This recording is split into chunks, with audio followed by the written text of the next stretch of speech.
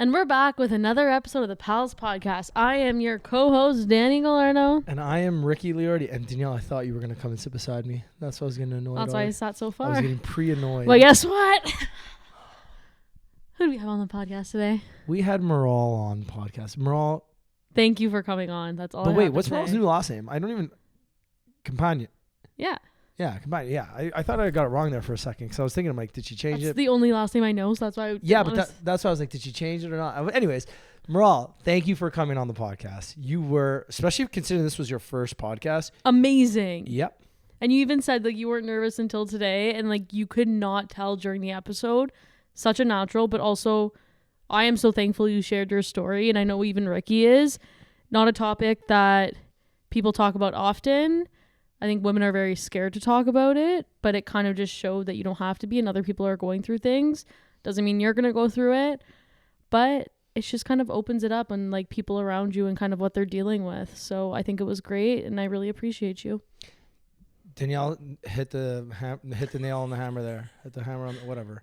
Danielle, you crushed it. That was great. No, Maral, I think this is one of those episodes where people are going to take away a lot, whether you're going through it, whether you know someone going through it, or whether maybe you might be going through it in the future. This is a topic that needs to get more coverage, needs to get more attention, because it is something that can really make a difference in somebody's life. And I said it at the end, this is one of those episodes that is not just like good laughs and cheeky, funny vibes. It was like, this was a good, important topic that we've never covered on the podcast, and we had someone who's very close to, like, I've been friends with Maral for 15 plus years, and you didn't know any of this, and I didn't know any of this, and I'm sure there are going to be a lot of women in my life that I'm going to be able to be more supportive because of learning what I learned from Maral today, and I feel like you'll be the exact same way. 100%. So Maral, from the bottom of our hearts, thank you for sharing, thank you for being a pal. And Danielle, what do we say? Let's fucking go.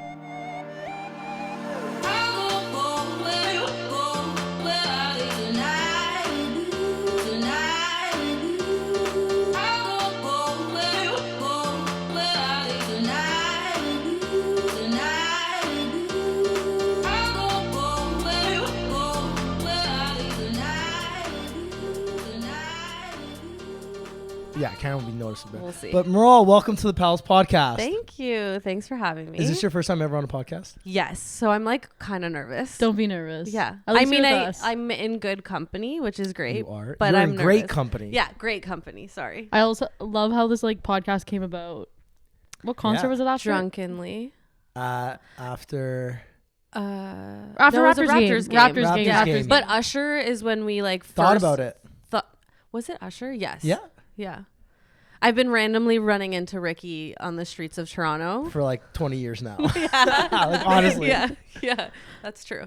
But no, honestly, Maral, I feel like we've never done an episode like this too, which I think is like Wow. super cool, because it's not something that I know anything about. Okay. And I haven't had many conversations with women that have openly expressed the interest of like wanting to share their story on something like this, because it's definitely something that our audience will know about. It's something that our audience will care about, because we do have a lot of female listeners who are having kids or about to have kids, or may have had kids recently, and they might have gone through similar stories or similar experience that you've had. So I think it's a really cool conversation. And when you were like, yeah, this is what I want to talk about, I'm like, fuck yeah.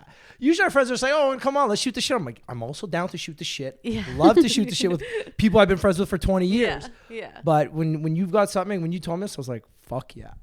Yeah, I mean, it's something that I haven't openly spoken about to like a lot of people. Like obviously my husband knows, a few of my friends know, so like this is going to be a big deal for me. Does your family know? No. And I think they saw a shift in me, but I don't think they knew what it was really, like after I had my daughter. But yeah, so this is going to be, they're all going to find out. So let's start from the beginning then. Okay. I feel like that was a good little trailer piece too. I was like, well, that was a nice cryptic little scene there. But no, Maral, you recently had your daughter. Oh, I guess not recently. It's probably about a year now. Yeah, she's 15 months. I'm so excited. Yeah. She's so cute too. Thank you. And you went through what many women, can go through, and I'll let you take it from here. I don't want to speak on behalf. I can start from the beginning so I suffer from anxiety prior to having a kid. So I always had this fear of like, okay, if I have a kid, I'm scared of having postpartum depression. Like I was just like a fear, but that wasn't like a fear that held me back from having a kid, obviously, because I had a kid. But we actually, while we were trying, we were having issues conceiving. So we had a fertility journey that also like really messed with my mental health. So like the fertility journey is like very lonely. And it's something that your partner doesn't even understand, because ultimately, like, we didn't know why we were having the issues. Like we went through all the testing, everything, we were unexplained infertility. But ultimately whatever happens to the woman. Right. So like, if there's any medication to take, or if there's blood work to do, or whatever it is, like it's the woman that kind of takes the brunt of all of that. Even if it's like a sperm issue, the women still have to go through a lot of stuff too, right? So, but anyways, I digress a little bit, but we go through our journey. We ended up at a fertility clinic. We did a IUI, which is intrauterine insemination. I'm probably saying it wrong. No, I think you got it. Yeah. So it's this is a really bad way of explaining it, but it's turkey basting. So they take the two, like your husband's sperm or your partner's sperm, and then they just like shoot it up you basically. And then we got pregnant the first time. Well, that's amazing. Yes. Yeah, so we were really, really, really lucky. We weren't expecting it to work the first time, but it did. So we were lucky. But then going through my pregnancy journey, I didn't have any mental health problems. Like I wasn't anxious. I wasn't nervous. Like I didn't have anxiety. It was so good. Like I had a really good pregnancy. I was super, super lucky. And then I had a really good birth story, which is great because I hear a lot of horror stories. But I think in general, like you just hear the horror. You don't hear the good. You don't hear any of the like the good stuff, the easy stuff. You just hear about the ones that take like 48 hours and this and that. Yeah, exactly. Like I did have a long labor, but like I was comfortable. I got my epidural. I was chilling. I was good. Then baby comes, and like it's a whirlwind because we hadn't slept in a while. So like you're just immediately like no sleep, like right away. So the first 2 weeks, they call it the baby blues. So that's normal because your hormones drop. You're not sleeping. You're trying to take care of this baby that you've never had this before. You've never had it it's before. Like first time, new life coming in. You're just like, as much as you think you think you're prepared, but then like it's the baby's here and you're just like, what the fuck? Yeah, you're never prepared. There's nothing that can prepare you. I don't think. Like I don't think even having people say having a dog. I'm like, yeah, probably, but like, does the dog wake up like every 3 hours to be fed and like have their diaper changed? Like I don't think so. Well, it's also a lot on the mother, as much as like the father can assist if you are breastfeeding too. It's on you 24/7, and the baby relies on you for everything. Yeah, and like breastfeeding is a whole other can of worms. For me, it just didn't work out. Like I tried my hardest. Like we had latching issues. I had like wasn't producing enough milk, and so all these things. And I was like, by the end of I tried for 2 weeks, and I was like, I'm done. Like I also think that also affected my mental health. That's what I was gonna ask. Like, does that play a part in it? Yeah, like absolutely, because you're like. You in your mind, you think I'm supposed to be able to do this. I'm supposed to be able to feed my kid. Like this is what my body's meant to do.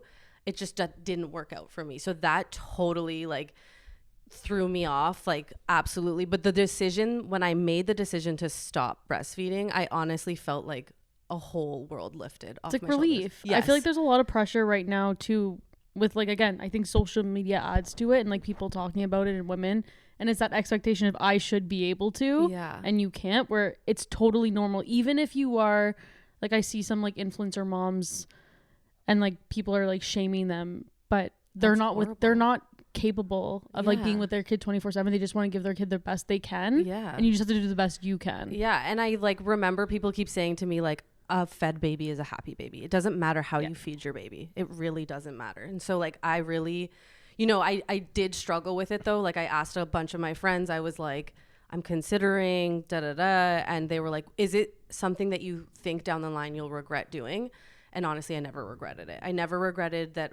Like I couldn't even do it. Like I tried, So once that I stopped doing that helped. But after the 2 weeks, I was still feeling like super depressed and I felt lonely.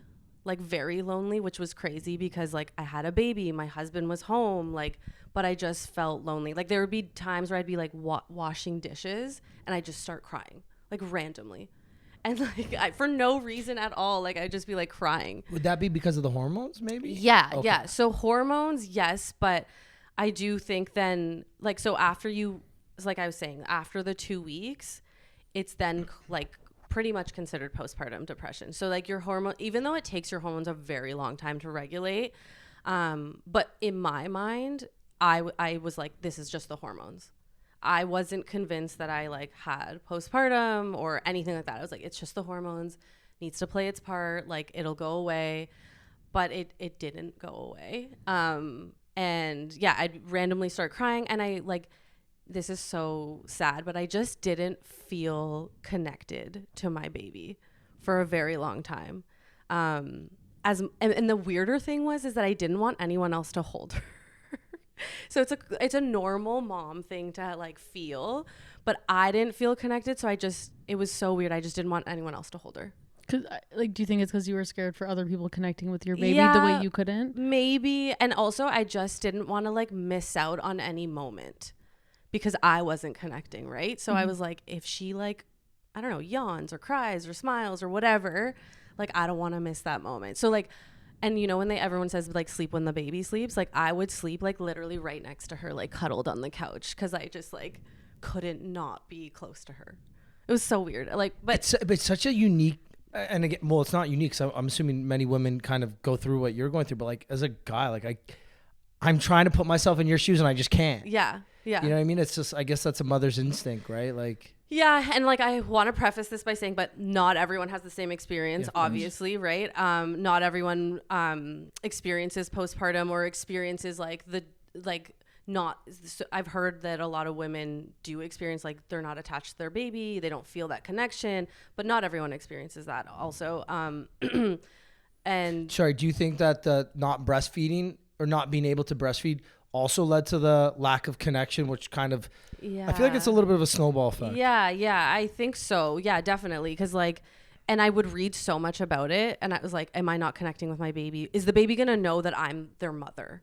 Like that was like the biggest thing because I'm not like physically skin to skin, like feeding them, but we still did skin to skin. Like I still fed my baby. Like the more you read, did it make you feel better or worse? Better. Oh, Because there was so much information out there that like says that don't be afraid to not breastfeed. You are still going to connect with your baby. Like your baby's going to know who you are. See, I'm picturing like Google when like you find a spot on your leg and you're like, I got skin cancer. Yeah. I'm dying. It's over, right? Like that's what I'm expecting. But I guess like mothers are so supportive. Like I know, and even my sister-in-law, she's in like a bunch of Facebook groups and like you hear the stories of how supportive and welcoming and inviting a lot of mothers are, because again, you're going through the same thing that a lot of other women could think be. about how many women have babies every single day. Yeah. Like Every single if it's minute. happening to you, it's happening to someone else. Yeah. But, and I like, so I chatted with a lot of my friends that had kids before me. So a lot of them said either like they didn't know they were experiencing postpartum depression. So like after they were out of it, they were like, I didn't know that that's what I was feeling.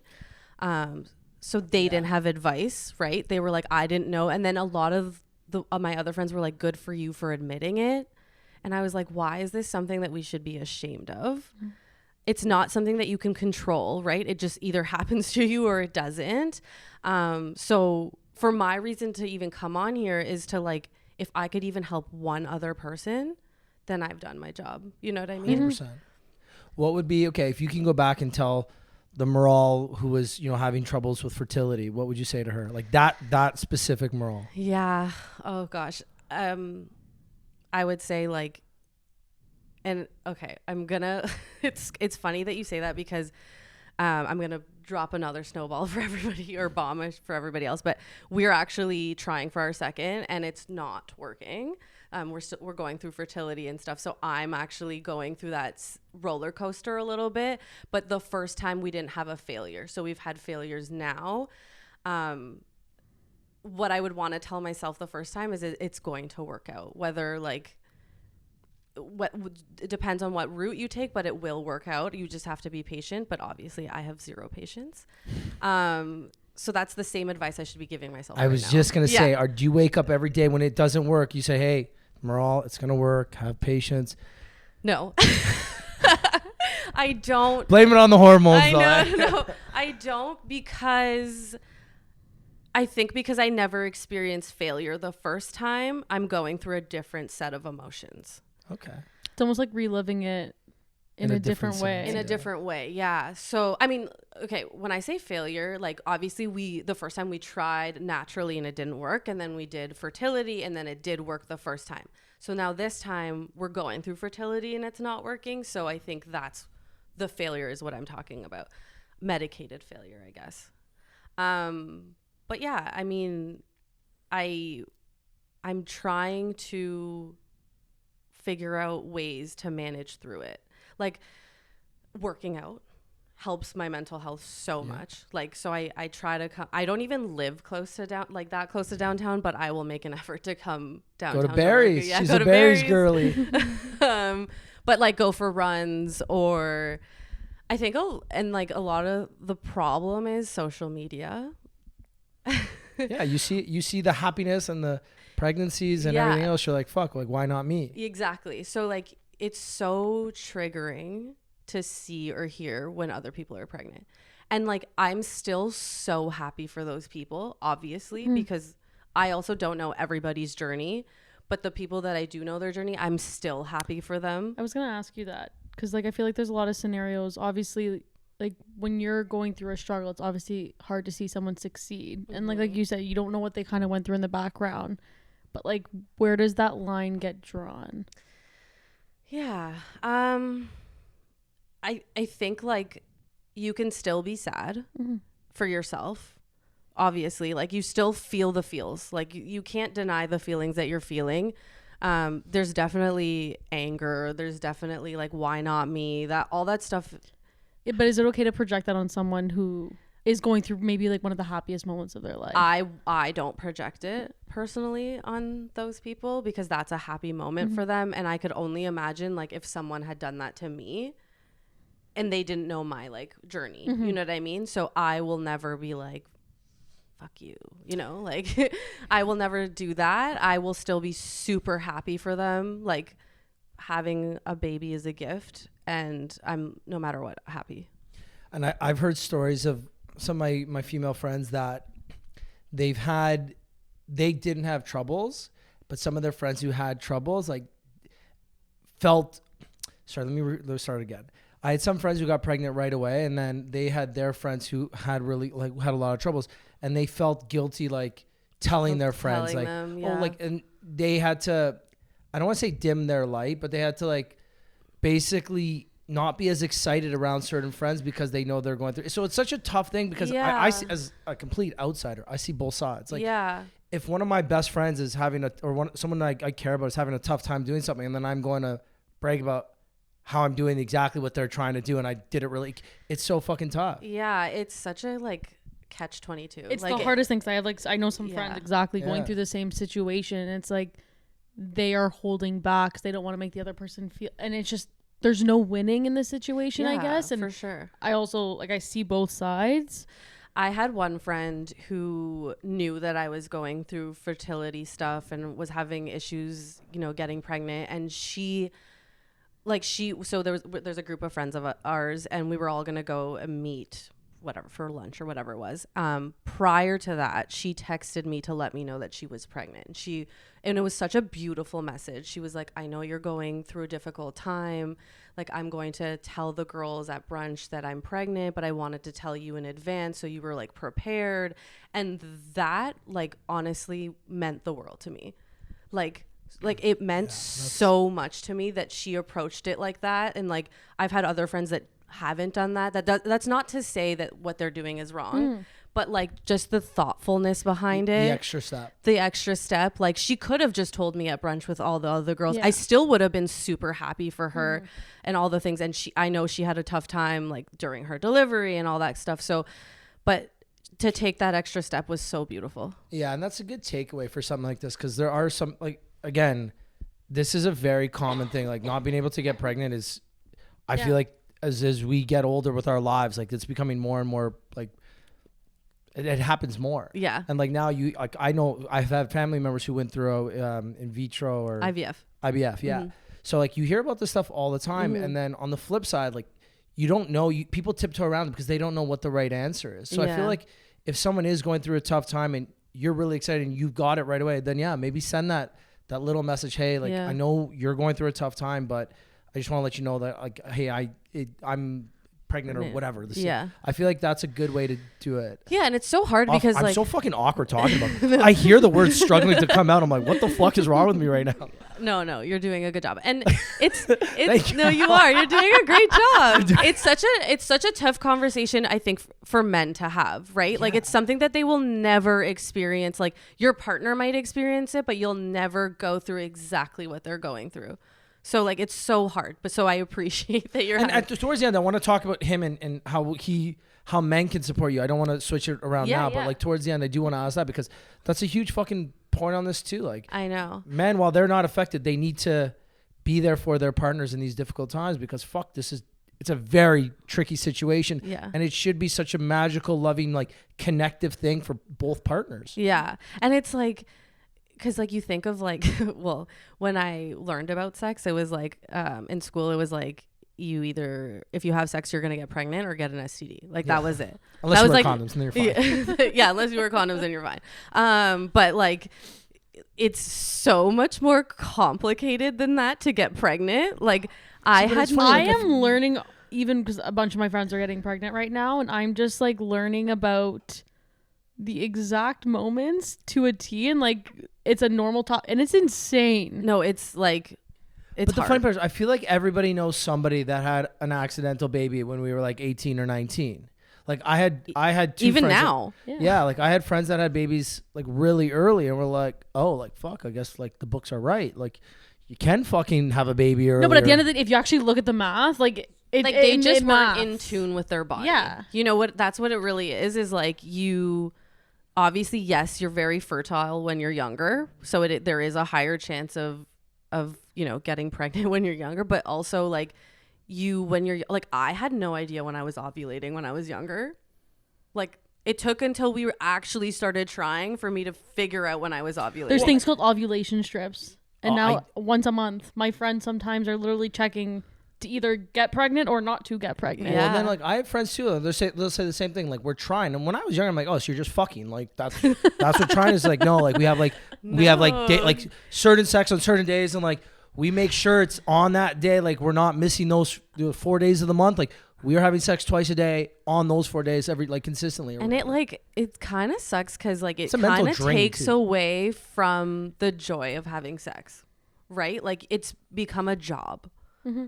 And especially when you're struggling, it really becomes a job because you're like, okay, right now, this second, let's go. And it's like, it's so hard. No, I don't mean to laugh. Yeah, no, it's so hard though. Like, it's just like, there's no foreplay. And I'm just speaking for myself and I'm very sorry. It's just like, go, get it done. You know, and it's a task. It's a task and it's not Clean fun the house. anymore. It's like going to the gym. Yeah, it's not fun anymore. It's like takes the joy out of it. But especially like for someone like you guys just got married. Like this is a very exciting point of your life, right? Yeah, exactly. Like, you should be living and excited to fuck your partner, right? Where it's like, now it's like, okay, hey, no, let's not do it today. Tomorrow I'm going to be ovulating. Let's just save it for tomorrow. Yeah. Like, but if you have a bad day at work, like you're working these times too. What if it's miserably depressing outside because it's -30 and dark at 4 p.m. You had a shitty day at work. It's like, fuck, we can't ruin these 4 days. Like we have to do this. Yeah. And that plays into like the mental health part of it too, sure. Right? Like you're just like, I'm literally so down and like I'm not in the mood. I don't want to do this. And then it's just miserable. And then you're just like overthinking it. Like if we don't do it, like, will we miss it? Like it's just a whole thing. So if you don't mind me asking, how old are you? 30. I just turned 35. Okay. She's my age. Yeah, I'm Ricky's age. I didn't know that. You're not? No. We've literally known each other for Andrew, Andrew, 16, that's my husband's name. Years? Ricky says that that we've been friends for 20 years, but almost 19. We would have met in 2008. Okay, 19's like basically like 16 years. Yeah. 2008. Yeah, it's been a while. Yeah, it's been a while. 17 years. Yeah. So I'm 35. One summer, Maral came to my family home, my old family home. Like Every day. 4 days a week, 5 days a No, week. literally every day. We both didn't have a job. Ricky Yeah. says he had a job, but he didn't. I was working in nightclubs. I had a job. Yeah, working at nightclubs. I worked at Hollister actually at the time. You had a job. Yeah, but I'd call in sick. I'd have like 8 a.m. shifts on Saturdays, but we'd go out on Fridays, and I'm like, I'm not coming in. That was the year with Tomei as well, I think. Yeah, it was. So it's like I wouldn't even have to ask them if they to put their name on guest list. It was just like We're coming. they were just there. Yeah, we were always Maral, there. it wouldn't like, hey, are you coming? It's like, No. okay, what time are you coming to mine at? Or she'd mess with me. Is the pre yours or Moretti's today? Yeah, Friday, Like, Saturday. Cool if I leave my car there, like Cool if I sleep over in your basement. in a little single bed there. Single Yeah. Oh, Yeah, that so- single bed. yeah. Yeah. But I don't know where we're going. With I this. was Go. chatting. You were saying, you were asking how old I was. I Sorry. just feel like no. I just feel like it's been a like conversation. Obviously, I'm hitting 30 right now, Mm-hmm. and people talk about it more and more. About there's tests getting available to Mm-hmm. see whether you have these issues kind of early on. Do you ever wish you did them before? No. So, okay. So I should have even started from the beginning. I actually have PCOS. Okay. So do you know what that is? Polycystic I don't know what it is, but I know ovarian it's like syndrome. I feel like it's a new thing where a lot of women have it. Yeah. So it's like a hormonal imbalance, basically. Isn't it tied to endometriosis? That's a different thing Okay. as my bad. well, but I don't know too much about it, but I know it's different. So yeah, with PCOS, like it's a hormonal imbalance. You have cysts in your ovaries. Some people have it very severe. You can have it moderate. It can cause you to be overweight, acne, all that great things. So I found out I had that in 2017. But oddly enough, so I watched Teen Mom at the time, and one of the moms had PCOS, but she was having babies, like popping them out. And the first thing you read about PCOS is that it can cause infertility, right? But she was having babies, so I was like, oh, I'll be fine, like whatever. But then I think Taking news from reality TV. God, Maral, I thought you were smarter than that. But I was, in the back of my mind, I was still worried. But at the time, like, I wasn't married. I was like, like still Yeah. going through life, whatever.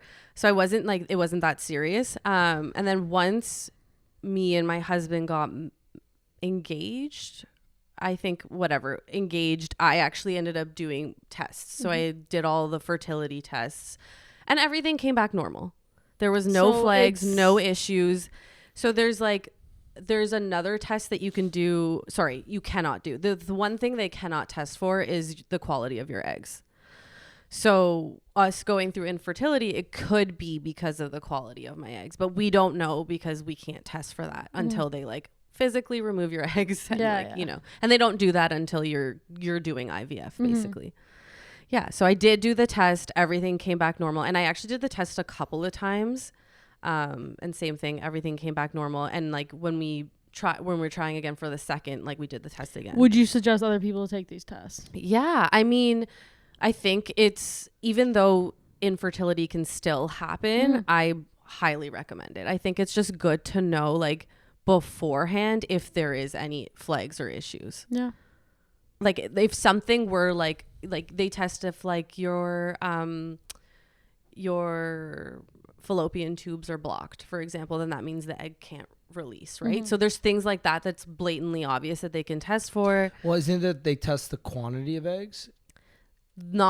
Yes, quantity that they'll be able to tell you. But Because when they do IVF, isn't it like they try, the more eggs you get, retrieve, but yeah. it That's doesn't mean the quality of the eggs Okay. are good.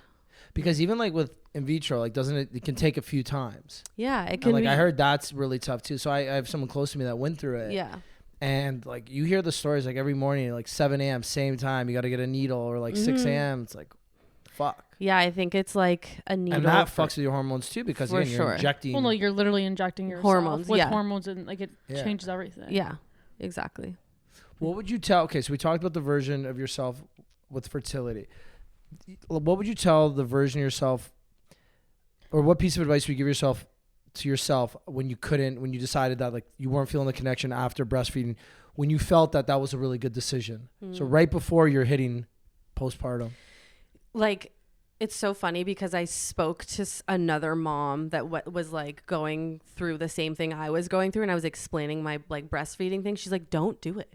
Don't do it. Like, why put added pressure on yourself? And what I would tell myself is like, just do what's best for you. Like the mom, not necessarily what's best for the baby. You're always going to take care of the baby. The baby's going to be fed. The baby's going to get the diaper changed, all that stuff. Like a happy mom is the most important, to be honest with you. So I would just say to myself, like, take the help, you know, do what you have to do for yourself. Don't breastfeed if it doesn't work for you. Like, there's so many things where I look back and I'm like, and I tell my friends now that are having kids, I was like, take the help. Like, if someone's holding your baby for 5 minutes so you can shower, do that. Like, and I wouldn't, because I just had that like connection issue that like I didn't want anyone holding my baby and whatever, even though I still let people hold the baby. I was just like on edge about it. But yeah, like take the help, you know. It was just like, it's crazy. Like I look back and I was like, I wasn't even like human. I feel that's such an important thing to tell people, because I'm just picturing, and again, I don't know hundreds of moms or anything, but I know a lot of women that, you know, you see that after they have babies, like you hear that, like, oh, how you doing? Oh, I'm great, I'm loving. And then like 2 minutes later, you'll talk to their partner, like she's struggling, or she's like, you know, maybe not doing as well mentally, or she's having a tough time with this. It's like, okay, well, you just told me you're doing amazing, but now I'm hearing the real story and you're not. Like, yeah, fucking, yeah, take the help, or take care of yourself first, because I'm sure the baby probably feels that too. Like, I don't know the science behind that, but like, there's a reason with those skin to skin. There's a reason why, like, you know, these babies end up being so much like their mother. And if you're in a happy version of yourself, or you're the better version of yourself, I'm assuming the baby's probably going to feel that too. Yeah, babies feed off of energy, for sure. Do you believe that? Yeah, I do. 100%. Like, my husband is such a calming, like laid back person. He really is. And I'm not. And I was like, oh gosh, I need to be more chill so that the baby's chill. No, then the baby will be too chill. No, you gotta have yin and yang. Yin and yang. But she's, I mean, she's sassy now, but that's for me, for sure. No, but that's a really good takeaway, because a lot of times we're like, baby first, gotta do everything for the baby. It's like, oh, like, yo. And I think one thing that people always forget is the mom is still healing. Mm-hmm. You have just gone through, whether it's a C-section or a vaginal birth, like you've gone through some major trauma. Like your body has gone through something crazy and you're still healing. And never mind, okay, we're talking about just the birth. Yeah. What about the 9 months leading up to that? Like, there's no, like, again, there's a million books you can read about it, but nothing will prepare you until you actually do it. Yeah. It's like, you know, like, oh, boxing. Everyone knows how to box. Everyone can learn that. Yeah, it's all fun and games until you get punched in the face. Like, then it all goes out the window. Like, I'm assuming you didn't think your body was going to change or feel the way it did when you were going through this. Again. No. Well, no, it's also like she was saying, she felt amazing during her pregnancy, and she didn't know how she was going to feel like after, like the baby's here, like everything's changing. Like not only is there another human, but your body changed. Your body changes while your hormones are still fucking up. Yeah, exactly. There's so many things that like I wish other moms had told me, like losing your hair. Have you guys heard about this? Yes. So like about 3 months postpartum. Well, because your hair is like at its best during pregnancy. Yeah. So you like grow all this hair, you look amazing, it's luscious. Yeah. And then 3 months postpartum, it all sheds. And like chunks and chunks of hair comes out.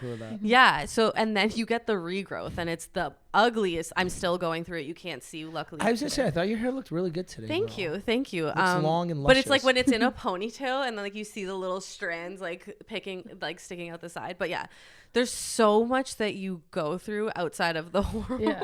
And that's a part of the hormones, right? The losing of the hair and stuff. But it's like day-to-day things that like as a woman you probably didn't think about before, and now you're like dealing with them on top of all the actual hard stuff. Yeah. And then never mind like just the fact of being a young married couple trying to navigate life. Yeah. Like fucking mortgage payments or rent payments or grocery being through the roof or gas pricing going up. Like I just think about all the little inconveniences in my life, and my hormones are fully regulated. I'm chilling. Like I live a fairly good life, and I still get fucking pissed off like every 3 days. Like the finance part is crazy because you're on EI, and EI is an absolute joke. I'm putting it out there that the government needs to pay us more. Yeah, I get it.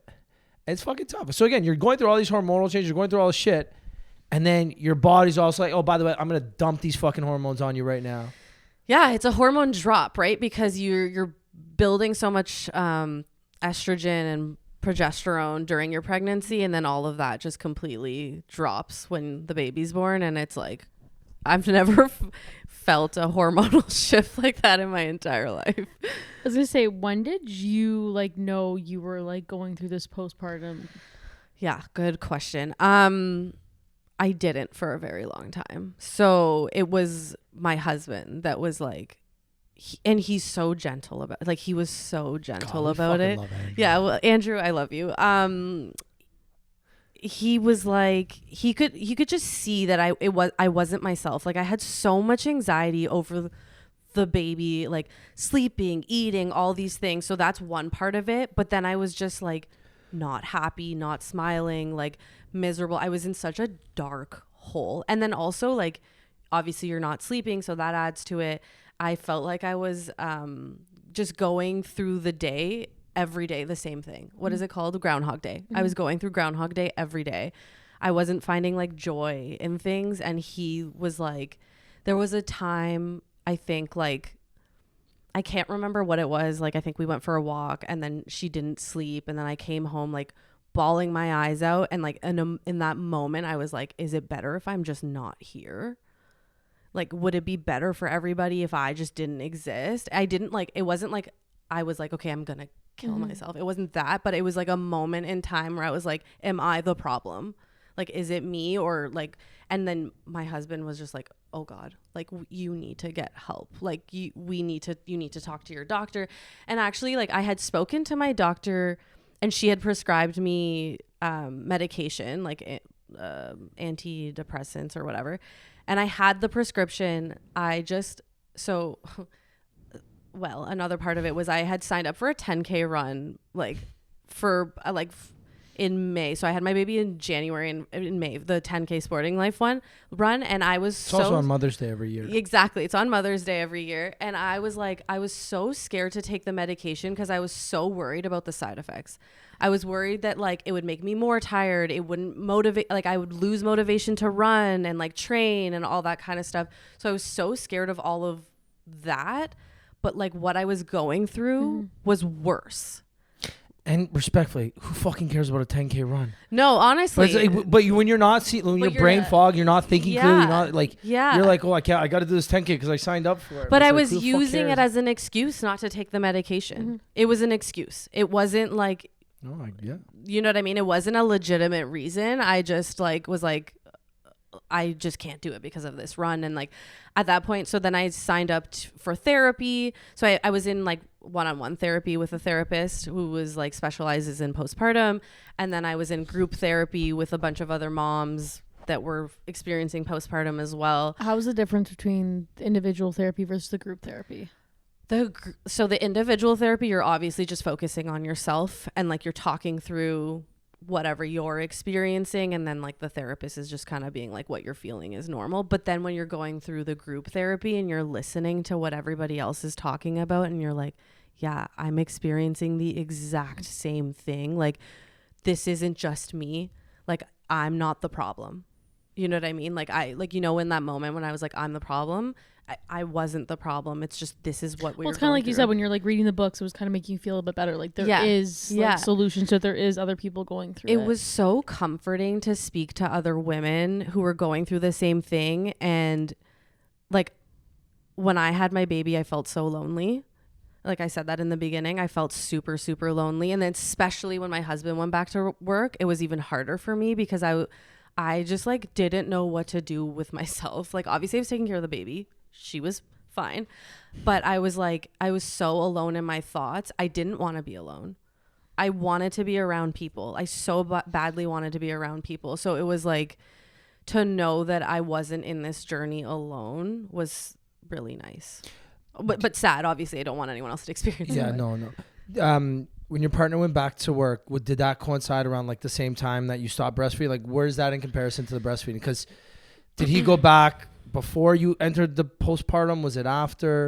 Yeah, like he went back after 5 weeks. So he did the 5 weeks parental leave, which honestly was incredible. Like to have him for 5 weeks, and then like I stopped breastfeeding at 2 weeks. So for 3 weeks, the overnight shifts of like feeding, he would do so much of it. Like there were times I was so exhausted that I wouldn't even wake up because she would be crying for food and I couldn't even wake up. Like I wouldn't even hear her. Like I was in such a deep sleep because I was so exhausted. Mm-hmm. So he naturally woke up and fed the baby because we're not neglecting her.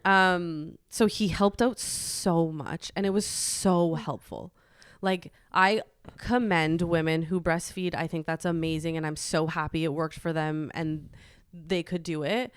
But for me, like having him to be able to help feed overnight was amazing. Mm-hmm. Like so helpful. Yeah. So like once he's like gone back to work, like this is what 5-6 weeks post birth. Like there's not that. Yeah. So I actually had my mom come and stay a week with me because I just couldn't be alone. And you took your own advice. Take the help. Yeah, take the help. So I was subconsciously like, you did. Yeah, and I was like, you know, she was always gonna come at some point and stay, whether it was like a day or two. But I was like, I need you to stay for a week. So that was helpful. And then I had my in-laws come for a couple of days after that. So I like spread it out. But do you think having him for those 3 weeks that you stopped breastfeeding, do you think that helped maybe you not go into as bad of a postpartum depression, or like maybe it didn't play any role in it? It's so hard to say. Like, I'm not sure because like I was so like, it's a fog. Mm-hmm. Yeah.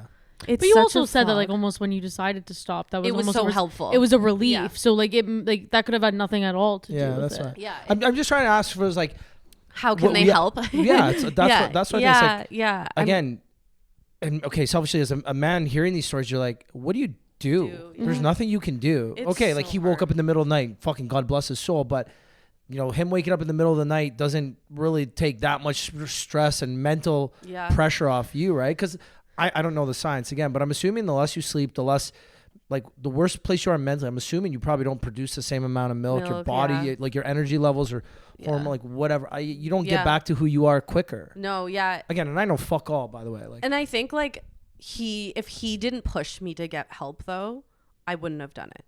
I literally still probably would be depressed. You know what I mean? Did you get the help before the 10K run or after? I didn't end up taking the medication before. I took it after.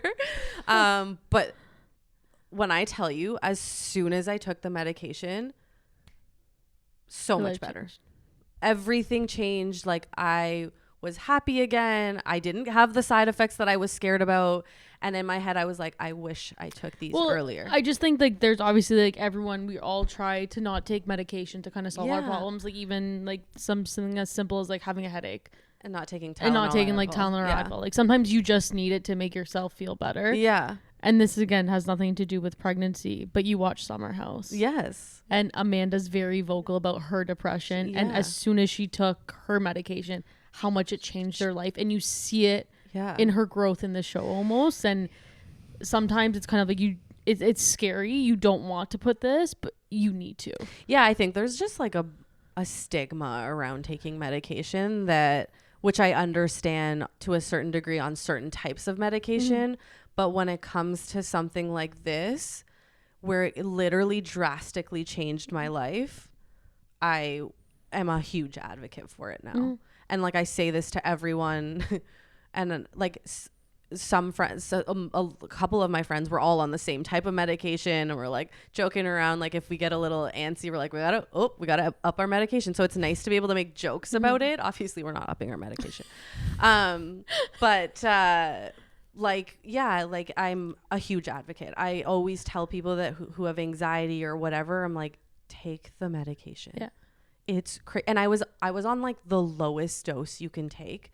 I wasn't even on the therapeutic dose. But it was life-changing for you, and like that's all that matters.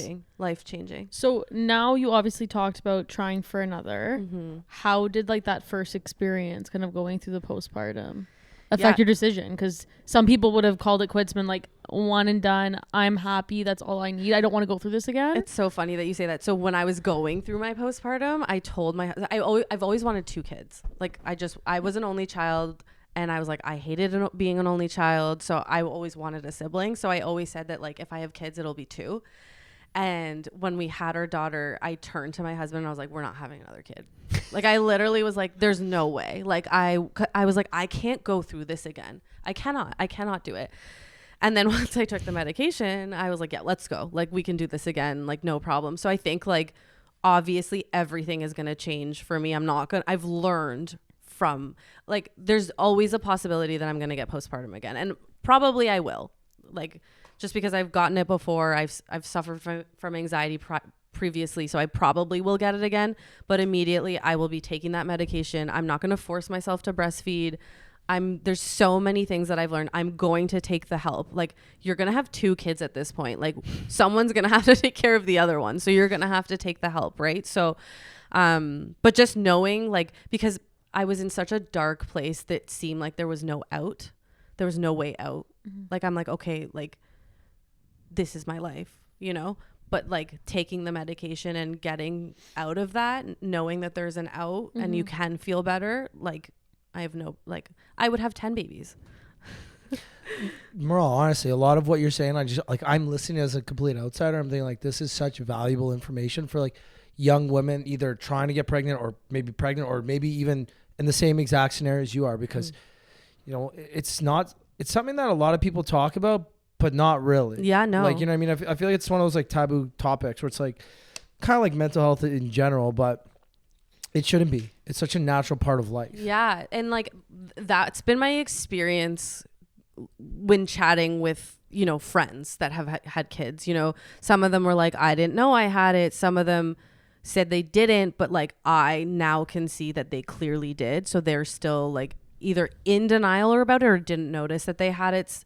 And I've had some moms that like I've connected with that are my friends that are like, we've all experienced the same thing, gone through the exact same thing. We cried together. We laughed together. Like, we text each other like, is this poo normal? Like, you know, like all these things. And it's so refreshing that people are open about it. But then the people that aren't, I think there's like this, maybe like I think about it and I was like, you know, when you have a baby, you think like I was saying about breastfeeding, I should be able to breastfeed. I should be able to do this.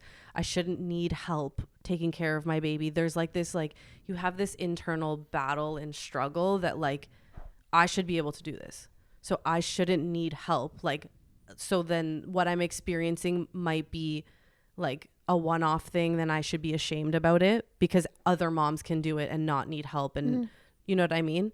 So there's just all this like internal stuff that you keep thinking about, which I get why some people aren't open about it, but like what I went through, I want to offer help to anybody else that's going through it. Well, I feel like every single, like, there's always something we're trying to make more of a conversation in life. Like, whether, I feel like right now, especially on this podcast, we've talked a lot about men's mental health. I can't speak. Mental health. Men's mental health. Yeah, it's a tongue twister. But I feel like women in pregnancy, it's such a taboo topic and it shouldn't be. Yeah, I agree. But also, you bring up a good point about men's mental health. Like, you know, as much as I'm experiencing all that postpartum stuff, like my poor husband is probably going through his own stuff too, right? Like, he's got a wife that's struggling. He's got a new baby. He has to go back to work to provide. So I'm sure he never really openly spoke about it, but I'm sure he was going through a lot. And I know it was hard for him to see me struggle and go through the things that I was going through. And we don't talk enough about men's mental health as well. I think the toughest part for him is he wants to keep it together to be there for you because he sees you struggling, right? The one question I wanted to ask, you said he approached it in such a soft, like, supportive manner. What is the best way for men to support their partner? Or maybe not even men. What's the best way for someone to support their partner who might be going through postpartum depression? How do you approach it? What do you say? What are things you can do to help? Yeah, it's so touchy. It's like such a touchy thing because like for me, I was in denial about it, and I'm such a stubborn person that like I luckily wasn't too stubborn about it. Like I was stubborn about taking the medication, but I wasn't stubborn about listening to what he was saying.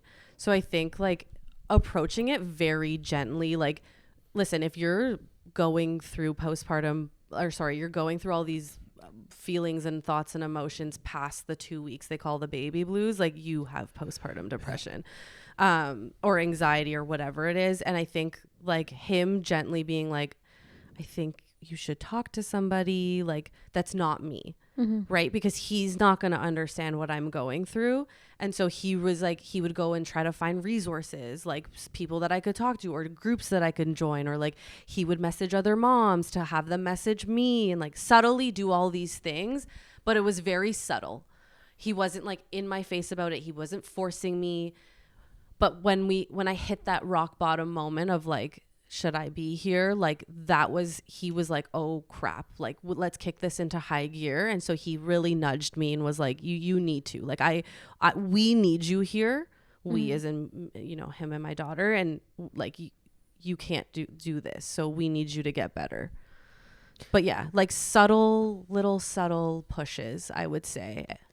And I think that's, and just in general, for anybody struggling, I think that's good advice. Like, if someone's struggling and you tell them, hey, you know, you're depressed, you need to go to therapy. It's like, well, fuck you. Yeah. Like, Yeah. you're depressed, you need to go to therapy. Yeah. Right? Like, Yeah. I think the little nudges, like, hey, maybe just like offering like some sort of guidance. Hey, if you need something, like, I'm here to talk to you. Hey, is there anything I can do to help? Yeah. You know, Or pushing that person into like the right direction to go talk to someone that can actually Yeah. help them. Finding the resources. Because I think else. the biggest thing for me is like, I didn't want to go search for a therapist. Like I didn't want to go, like I was already going through my own shit. Like I don't have time to go do all of that. So like him finding resources or finding groups or whatever was easier for me to join and do. Right. Yep. Yeah, you're going through so much, you don't have time to go out and seek out, you know. Well, especially when you're fucking depressed. Like when you're depressed, you don't want to do anything. No. Like call a spade a spade. Yeah, exactly. So it's like, I'm depressed and I need to go find my own fucking therapist. Fuck this. I might as well just off myself at that point. Like, fuck. Like, yeah. No, I get agree. it. Like, Yeah. it's I know we joke about it, but yeah. like I'll never forget some of the first times I went to therapy. Like, I remember my therapist being like, oh, you should journal. And I was like, oh, I'm fucking depressed. You want me to write a dear diary, I'm fucking depressed. Thanks for listening. Like, you're miserable. Like, there is no light at the end of the tunnel when you're depressed or when you're battling these demons. It's just a fucking dark tunnel that doesn't end. Yeah. It's like, am I even heading in the right direction? Or am I just spinning in circles? Yeah. Right. But if you have someone say, hey, here's the door at the end, I'll point you at the right direction. Let's go together. Yeah, exactly. Because you can't force somebody to change or do something, right? Like that has to come within that person. Otherwise, it's never gonna work. 100%. But I was gonna say something and now I lost. No, but I think it takes one of the biggest takeaways in this too is like you hit that point where you knew you needed to do something. Yeah. And that takes a lot from the specific person, because there are so many people that struggle and battle demons and have fights within themselves that they never accept, and they lose those battles. And there's a reason why, you know, like there are so many fucking people that don't make it out at the end of the tunnel because they don't see the end of the tunnel. They don't know that there is an end of the tunnel. Yeah. And they're not willing to accept the help. They're not willing to take the help. They're not willing to listen to others. And they fucking do bad things, and they hurt a lot of people while hurting themselves. And it's shitty. So I think one of the biggest things is like, take the fucking help. Yeah. When people are there, they're not here because they want to see you fucking stuck in this dark pit. No, they want to see you back to you. They want, just like your partner said, we need you here. It's not just about you. It's not just about him. It's not just about her. Yeah. It's about all of you together. Yeah. Did you watch Nashville? No, I didn't. Okay. How does this always come back to reality TV shows? It's not reality TV. It's actually a TV show called Nashville. I haven't. Hayden Panettiere. Do you know the actress? Yeah. She was going through postpartum, and they decided her character on the show also had a baby. Mm-hmm. And it was, I think, the first time I saw it portrayed on like a platform like that. Yeah. And I think they did because again, she was going through it in real life at that exact same time as filming. Wow. So it was very much like, and I think she even admitted afterwards it helped her kind of get out of it. You just brought up a good point. Like, you don't see it on TV. No, like, that was the first time and only time I've ever seen it. Yeah, I have not like watched them, and maybe I'm not watching the right movies or TV shows, but I have not watched a movie or a TV show that like goes through that journey. and talks about postpartum, which I think is But another again, like reason TV and why- movies are the biggest platform where people Yeah. absorb things. Yeah, and I think that's another reason why a lot of women don't come forward and talk about it or aren't open about it, because it's not really out there. Like I know it's out on social media. Definitely, I've probably seen some like influencers or whatever like talk about it, and that's kind of how I've learned a lot of my information too. Like it's a double-edged sword, but yeah, on TV and stuff. And I find that the very little that I know about it, it's people on the other end of it. Mm-hmm. You know what I mean? Like you're a good example. Like we're talking about it now that you've I don't want to say you've won, Yeah. but you've come out at the end. You saw the light at the end of the tunnel. You made it there. Yeah. And I think it's important now because you've acknowledged that you might get back in there. Yeah. You might be battling this again in 6 months, 12 months, a year, 2 years, whatever Yeah. it is. Yeah. But at least now that you've shared this story with others, you've shared it online for the world to see, Mm-hmm. you know, at least now people will know how they can support you. They'll know how they can help if you do get back to that place. And I think that's important because everybody around you and everybody around anybody that is struggling, they want to help. Yeah. They want to be there for it. But sometimes you don't know, or one, you don't know how. Mm-hmm. So I think the more conversations we have exactly like this can help so many freaking people, because I bet you somebody I know is going to listen to this, whether it's today, tomorrow, a week, a month from now, and they're going to message me and be like, hey, by the way, like I went through the same fucking thing, Yeah. you know, or maybe they'll send it to their partner and say, hey, listen to this. This is how you can better help. Like we're at that age where everybody's having kids now. Yeah. Like, literally. Yeah. Or it's even just people who aren't like having kids yet or looking to have kids, and like they're kind of just like scared, like you said, like, Yeah. oh, I'm scared this is gonna happen to me, so I Yeah. don't want to go through that. But I also don't want to like scare people. No, it's not scary. No, into but thinking that. No, I'm saying like Yeah. like people who are scared about it, like they don't have to be. Yeah, no, for sure. And they don't have to, because there's gonna be an answer. There's gonna be a resolution, and you are gonna come out of it. But I don't like. Sometimes I think I'm like too honest and open, and I think maybe I think it's great. think I I was appreciate yeah. it. I think it's appreciate it. amazing that like how open you are. But sometimes it's not for everyone, right? Yeah. It's not for everyone, and like some women that are about to go through it or whatever, they just don't want to hear these things. They just kind of want to experience it for themselves. But I'm like the opposite. I'm like, why didn't you tell me about, like, my friends? I'm like, why didn't you tell me about Maral, this? I think, sorry to cut you off. I Yeah. think one of the most real things might have ever heard on this fucking podcast is take care of mom first.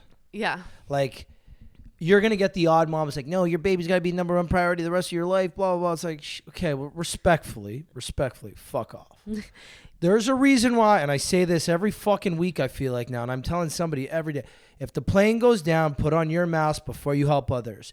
Even if it's your baby, put your mask on first before you help the others. Because if you don't put your mask on and you're not here, can't that help. baby's not making it Yeah, either. exactly. And I find myself saying this so much, but you know, the idea that like, and I've been very vocal about being selfish lately. I believe that everybody should be more selfish, and the world would be a much better fucking place. I think if we selfish were. is the wrong word to It is use in literally this. selfish. It is In this positively case. selfish. No, but for you, Okay. I think like take care of mom first, Mm-hmm. because if mom is good, baby will likely be good. Exactly. If mom's not good, baby likely won't be good. Exactly. And yeah. you know, again, we might get people that shit on that. No, you got to take care of the baby first. Okay, yeah, we know the baby's got the baby's going to be taken care of. Listen, like you're in a mode where like you are going to take care of that baby no matter what, but you really have to take care of You yourself. can like women can lose themselves in this very easily. Yeah. Like, Yeah. you can lose yourself in taking care of something else so much that you forget who you forget you exist. Yeah. No, And like, look, what you said to us, like, I know I'm not saying you're suicidal or anything, but anybody who's suffered from depression, it's not that you want to kill yourself, no. but you just wish you wouldn't wake up the next day. Yeah. And you wish that, hey, you know what? If I didn't wake up, the world would be better. Yeah. It's like, in no fucking reality is that ever true. Yeah. Ever. In Yeah. no reality, unless you're one of the worst people in the world, in no reality is you not being here a better, does make it better for anybody. Agreed. Yeah. Especially when you're a new mother. Yeah. But I of also course. think your story too, it kind of, not only did you have a hard time getting pregnant, Mhm. you had a great pregnancy, but then afterwards you went through postpartum. So it's like you had two kind of, Polar opposites. yeah, but also like tough moments tough in between. moments a in beautiful between, moment. Yeah. like such a beautiful moment Yeah. that, and guess what? It doesn't mean you're done forever. Like you can have a different kind of, I can't even like find the words right now, but you like, there's something on the other side. Yeah, and like not every pregnancy is going to be the same. Not every postpartum is going to be the same. like yeah, you just have to kind of roll with the punches, but just know that there is a resolution. Talk to someone and ask for help. Talk to someone, ask for help. No, take the help. And take the help. Take care of yourself. I think that's such a big key takeaway. Take the help. Like, you don't have to do this all on your own. The world isn't against you. Like, people want to help, especially if you have a supportive family and you have your in-laws and your parents. The more help you can get, the better. And even if you don't have that, like friends, family, anyone, friends, anyone who's around you, like that you can just lean on if you're more comfortable too. I feel like some people are scared to ask for that. Yeah, and it's funny that like, so I had I will say like an acquaintance that I knew, like we partied together in our younger years. As I say this, she'll probably know who I'm talking about, but we used to party together, and then we kind of still kept in touch on Instagram.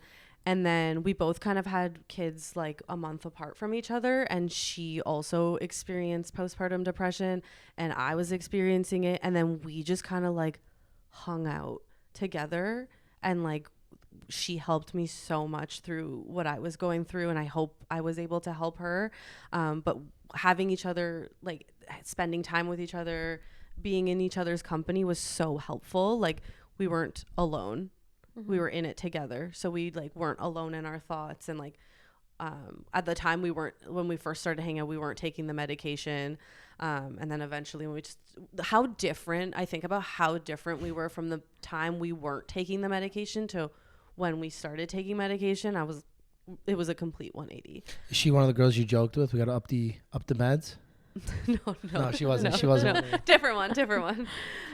Okay, so on a lighter note, I want to ask you, what's like one of like the, I guess like when you had the baby, like what to look forward to that you were like, what the fuck, I didn't expect this, or like the most shocking? The amount of poo explosions, it's crazy. Like, just like all the time. When they're little, maybe because we didn't have the right diapers, I don't know, but like like I have no idea. What brand? Like, yeah, like she just like shit through everything and like everywhere all the time. Like, I know that they explode, but I just didn't expect it to happen that many times. Like a day. That is definitely on the lighter note. I guess it's technically on the shittier note, but shittier note. Yeah, I mean that's like a more like graphic thing, but just like how quickly they change. It's crazy from like birth to 1 year how much they grow and develop, like, and it's right before your eyes and you don't like realize how quickly it's happening.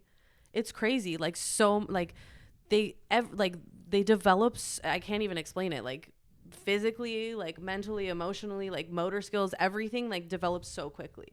And it's wild. It just happens right before your eyes. Even me, when I see Roman now, it's like I notice something, like he's either bigger, like he fully knows my name and he can say it. I can say, Roman, what's my name?